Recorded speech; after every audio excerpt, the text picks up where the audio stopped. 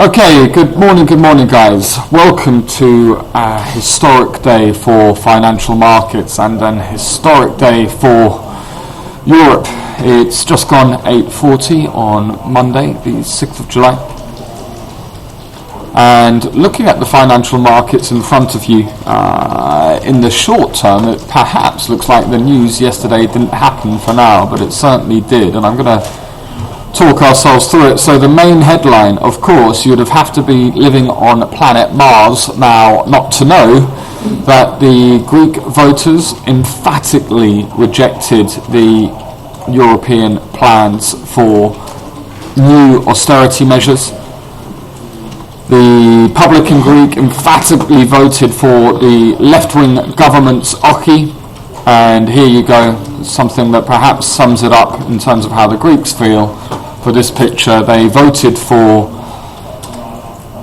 their own pride. They voted against being told by Merkel and by the rest of the European Union what to do. They voted for what they think is their own financial freedom. Sadly, really, I feel a little bit sorry for the Greeks because, well, first of all, I'm impressed by their courage, if you like, and their pride is phenomenal. But it's also damaging. This is not going to be a good week for Greece or a good month for Greece at all. Their banks run out of money this week. Unless they get something from the ECB, then it's actually hard to know what they're going to do. But for now, they voted no against the EU austerity measures. And if you have a look on the shorter term chart here, this is what I'm showing. This is the DAX. The DAX opened up overnight about 4% to the downside here. Was it 4%? Maybe just a little bit lower than 4% on the DAX. Yeah, 3.5%. We open lower. And ever since then, we've been grinding higher in European equities. And I do have a short position on at the moment on this DAX. You can see where my orders are. Because we've bounced dramatically here. We've gone all the way up to S1, which is this morning alone, we've therefore had a bounce of over 2%. So we're over 2% high yesterday, and one of the main reasons for this move in the DAX is that Varoufakis, the despised finance minister, well, despised from the Eurozone's point of view, the despised finance minister has decided to resign.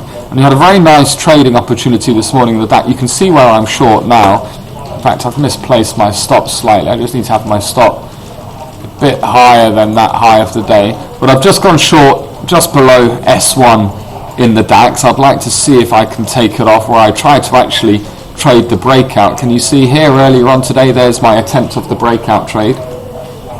Long, didn't work, took it off, couple of ticks loss, only then to see it absolutely pounce higher. But this short working out nicely for now.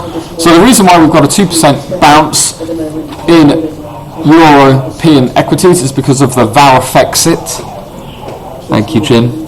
Because of the Varoufakis. So he's agreed to really take the hit, if you like. Now, I understand how this might help the Greek negotiating angle, but it's kind of like setting fire to a house full of people and then leaving and locking the door and saying, it's okay guys, I'm leaving now. It's it is baffling, but anyway, so let's review. It was 61.3% no against 38.7% yes. So that is an emphatic victory. Turnout over 63%, so it is absolutely legitimate. Partying on the streets by all the no voters last night. A lot of young people, of course, and that's one of the things about this vote. It's kind of similar to the Scottish vote in a way, is that the left-wing party allowed younger people to vote. And of course, if you're 16, 17, and you're a Greek national, you've really got not too much to lose because your outlook, unfortunately, looks very bleak anyway. So you might as well see if you can change something. You might as well, if you're faced with either the next 2 decades of meeting European austerity measures or the possibility of something changing, something new, then you can understand why the young people predominantly voted where they did. For now, in European equities, look, we've retraced half of those losses from the overnight gap lower. We've retraced half of those losses. I don't believe we deserve to be trading where we were last week, given this emphatic no vote. I don't believe European equities, unless the ECB do agree on some kind of increase in monetary support, I believe we should get back to these levels that we were seeing last week. I do think this is important enough news to weigh on risk sentiment, certainly for now. But let's see if the ECB turn around and say they will be providing extra monetary stimulus in order to further firewall the Greek effect, then yes, the DAX, you can expect it to be trading where it was last week. One of the most interesting currencies to trade here is the euro. And I was trading the euro last night, from about 11, no, it was a bit earlier, from about 10 p.m. And we opened up lower, touching 1.1, and I was actually going short around here, and I had a good evening just in that little part of the candle here. Closed my laptop and went to bed.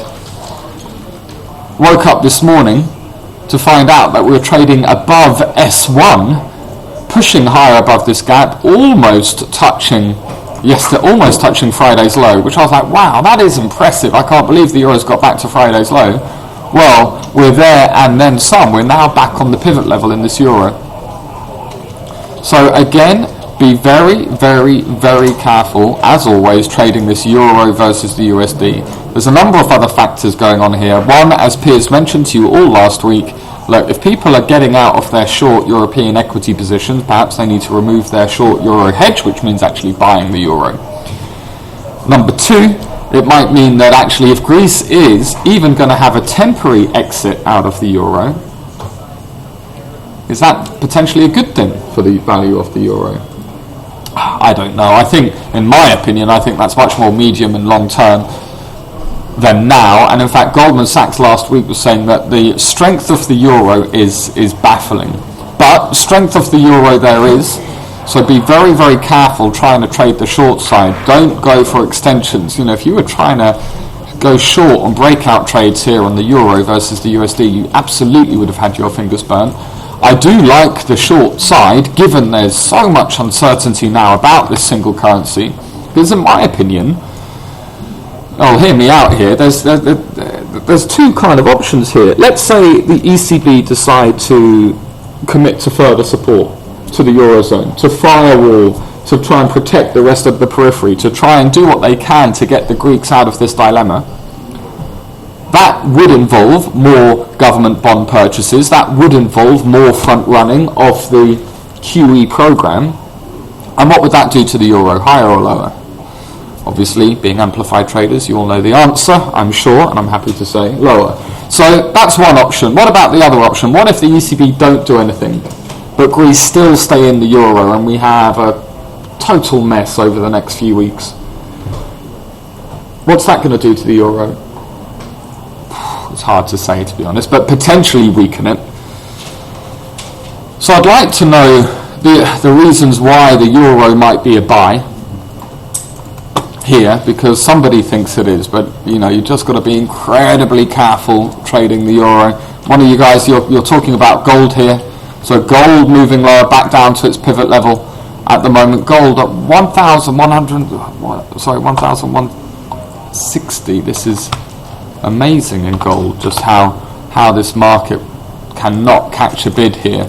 So gold continuing its trajectory lower. We are getting the DAX move lower now, guys. We are getting the DAX move lower. So there's my trade. I've just got one contract on that DAX. That was a nice test of S1. Euro stocks moving lower as well. The kind of levels for support that I would look to would be the high that we hit in the earlier morning session around 7 o'clock, 7:30. As I said, I can understand why equities have had a bounce. Absolutely. Varoufakis resigning is certainly an interesting point.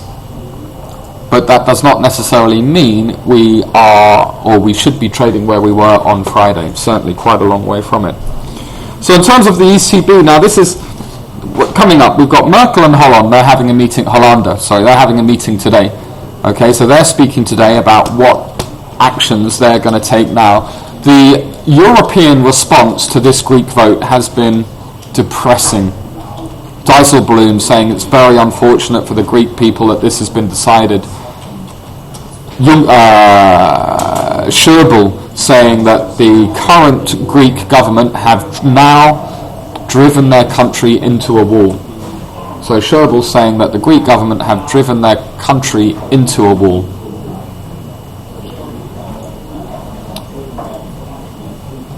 Merkel saying that, relationships are now so bad, are so poor, trust is so low, it's unlikely that a deal can be reached. And this is the thing, you see, I think these the Syriza have got it wrong, because trust is important. This is certainly in my history of my experience in doing business, or let's say employing someone or working with someone. The thing that comes absolute or first paramount is, do I trust this person? If we trust each other, we can talk. If I trust this person to do the right thing, then we can enter into a negotiation. But if there is no trust, if there's no trust, nothing can happen. Not even a negotiation. Is that understanding? You see, this is what Tsipras did over the last 2 weeks. He has destroyed any trust that he had in him from his European partners. Now, whether the European partners were right or wrong, or however the negotiations have panned out, if there's no trust, in my opinion, nothing can happen. Okay? And this is kind of what Merkel's saying. And Merkel's actually been incredibly soft in comparison to Schäuble, in comparison to the rest of the German politicians. She's been very lenient on these issues. She's been very quiet. Let's put it that way. She's been very quiet when it's come to the Greek question. But she's come out and said, basically, as far as I stand, there's no trust, so no agreement can be made. And that's the problem.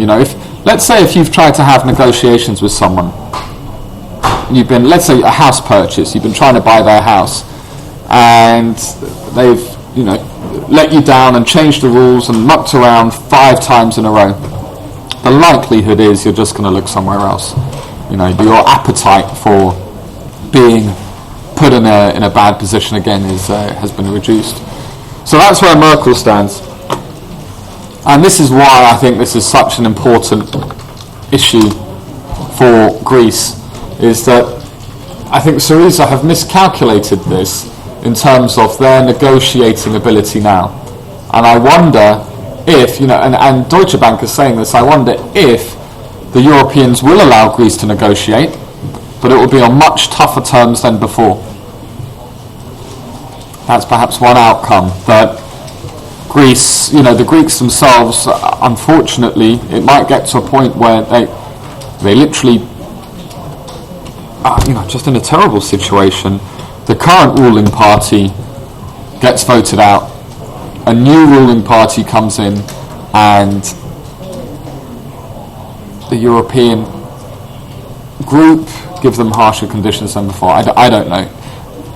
Listen, it's nothing good. It's nothing good for the Greeks. Looking for today then, guys, what type of market action are we going to have? Well, you see, tomorrow is the main action. Tomorrow, look at the euro popping through the pivot level there. Euro new highs for the day.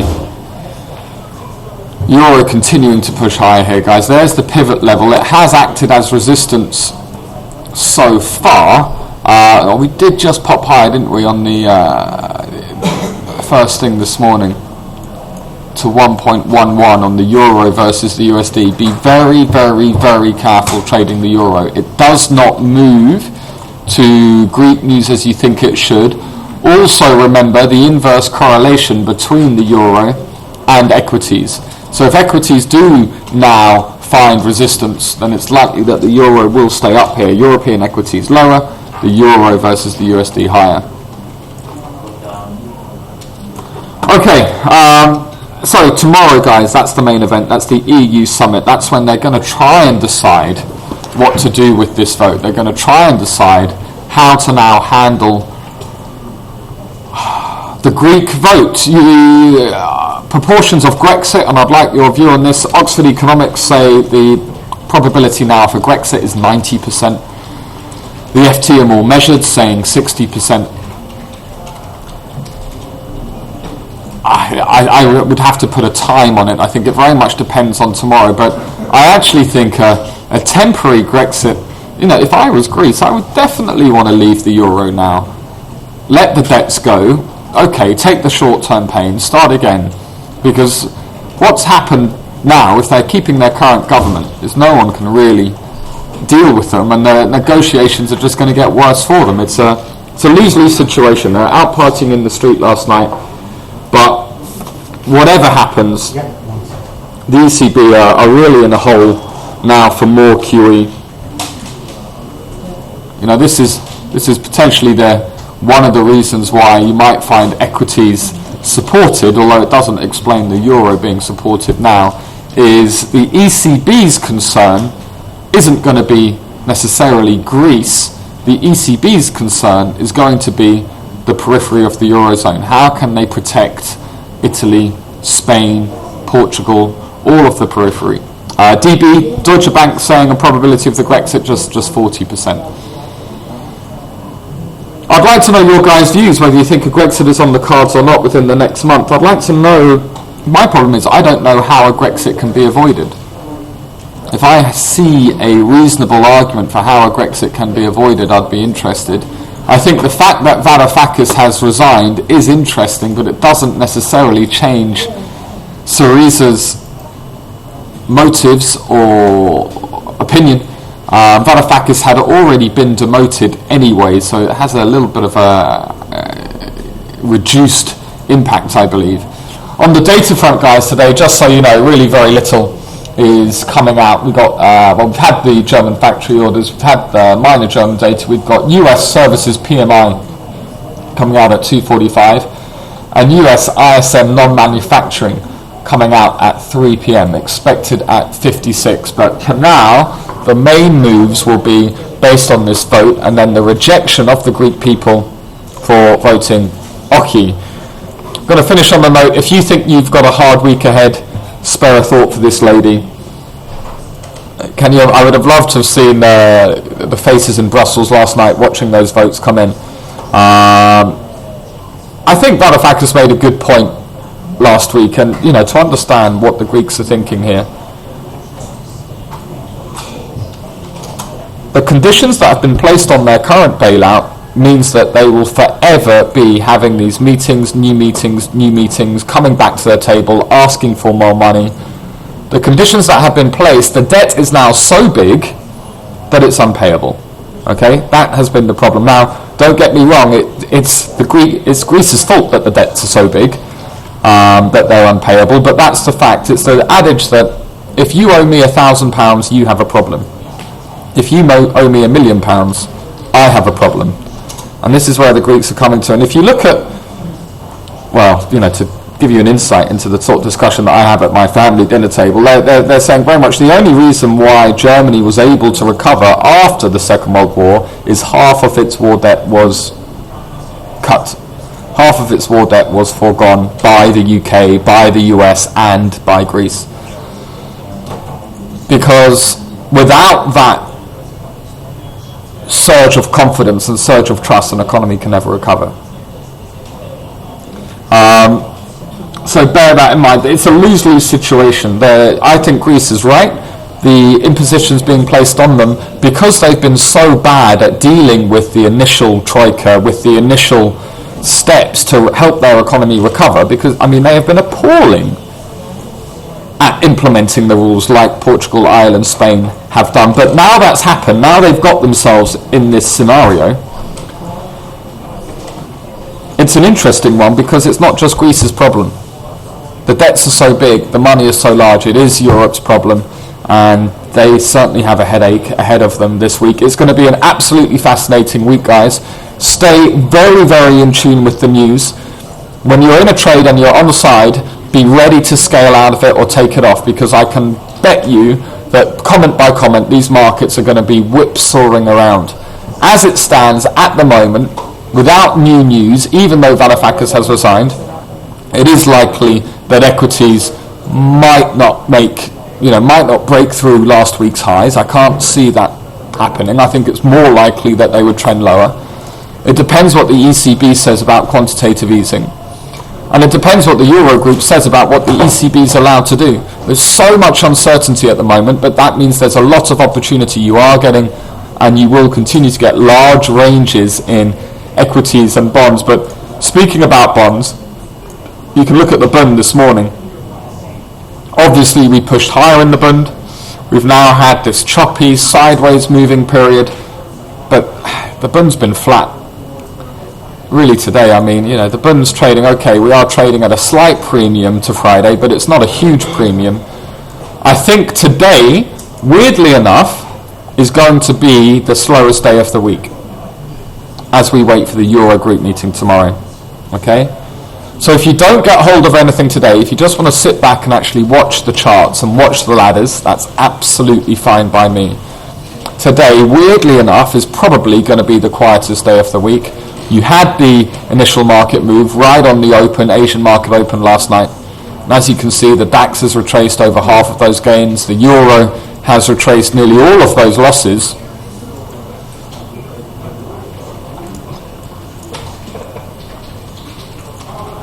So if you don't want to burn your fingers, just watch in amazement. Read as much as you can about what happens now. We've got a lot of research to send out to you about what happens now, but the main one is Merkel and Hollande are meeting today, and then tomorrow's summit.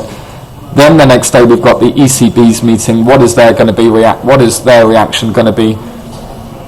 So you're going to get a lot of action Wednesday, Thursday, Friday, and by the end of the week, of course, Greece, according to some analysts, will have zero money available to them. So let's see. As far as Tsipras is concerned, the faster he moves, the better. He literally has 3 days to get a deal. If he doesn't get a deal in 3 days, then I think his job is on the line still, even though the public have voted for him for now. Guys, good luck this session. This is one of the reasons why we trade. This is fascinating global politics right at the front of financial markets. I hope you enjoy it. I hope you do well. Discipline as always. Any questions, contact me directly. I look forward to trading with you today. All the best. Take care.